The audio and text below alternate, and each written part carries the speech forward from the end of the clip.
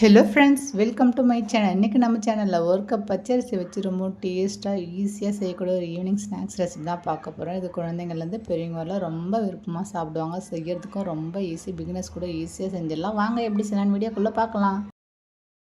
அதுக்கு ஒரு பவுலில் ஒரு கப் அளவுக்கு பச்சரிசி எடுத்துக்கலாம். இதை ஒரு தண்ணி ஊற்றி ஒரு 3 டைம் கழுவிட்டு நல்லா ஒரு 2 மணி நேரம் போல் நல்லா ஊற வச்சு எடுத்துக்கலாம். இப்போ இது அப்படியே ஊறட்டும்.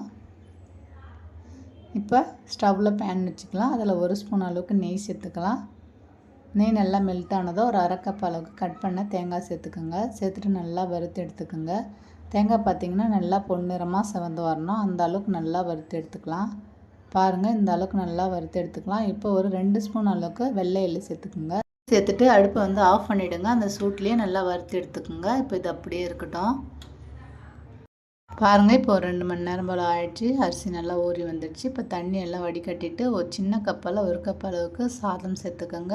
3/4 கப் அளவுக்கு துருவிய தேங்காய் சேர்த்துக்கோங்க. அது கூடவே அரை ஸ்பூன் அளவுக்கு ஜீரகம் சேர்த்துக்கோங்க. 1/4 ஸ்பூன் அளவுக்கு உப்பு சேர்த்துக்கோங்க.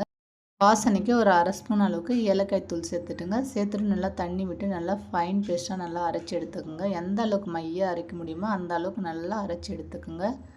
பாருங்கள், இந்த அளவுக்கு நல்லா இப்போ அரைச்சி எடுத்து வச்சுக்கோங்க. இப்போ இதில் நம்ம வறுத்து வச்சுருக்க தேங்காயை சேர்த்துக்கலாம். சேர்த்துட்டு இப்போ நல்லா மிக்ஸ் பண்ணி விட்டுக்கலாம்.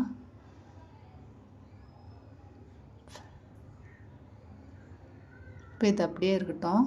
இப்போ நம்ம வெள்ளைப்பாகு ரெடி பண்ணிக்கலாம். ஸ்டவ்வில் பேன் வச்சுக்கோங்க. நம்ம அரிசி எடுத்த அதே கப்பால் 1 கப் அளவுக்கு நாட்டு சக்கரை சேர்த்துக்கோங்க.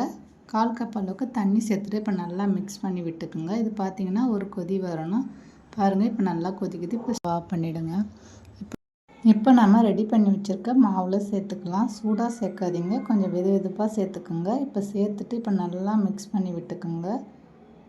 பாருங்கள், இந்த அளவுக்கு இப்போ நல்லா மிக்ஸ் பண்ணி விட்டுக்குங்க. இப்போ இதில் ஒரு 1/4 ஸ்பூன் அளவுக்கு ஆப்பச்சூடா மாவு சேர்த்துக்கோங்க. இது இட்லி தோசைக்கு சேர்க்குற ஆப்பச்சூடா தான். சேர்த்துட்டு இப்போ நல்லா மிக்ஸ் பண்ணி விடுங்க. மாவு பார்த்திங்கன்னா இந்த பதத்தில் இருக்கணும், ரொம்ப திக்காக இருக்கக்கூடாது. ஸ்டவ்வில் பேன் வச்சுக்கோங்க. இதில் தேங்காய் எண்ணெய் இல்லை நெய் சேர்த்துக்கோங்க. பேன் நல்லா சூடான பிறகு நம்ம ரெடி பண்ணி வச்சுருக்க மாவை சேர்த்துக்குங்க. சேர்த்துட்டு மூடி போட்டு ஒரு 2 நிமிஷத்துக்கு அப்படியே லோ ஃப்ளேம்லேயே வச்சுட்டு வேக வைங்க.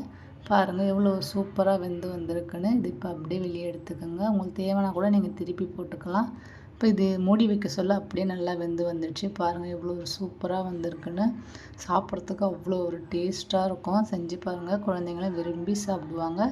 இந்த வீடியோ உங்களுக்கு பிடிச்சிருந்ததுன்னா வீடியோவை ஷேர் பண்ணுங்கள், கமெண்ட் பண்ணுங்கள், சப்ஸ்கிரைப் பண்ணுங்கள். மறக்காமல் சப்ஸ்கிரைப் பண்ணிவிடுங்க ஃப்ரெண்ட்ஸ். தேங்க்ஸ் ஃபார் வாட்சிங் ஃப்ரெண்ட்ஸ்.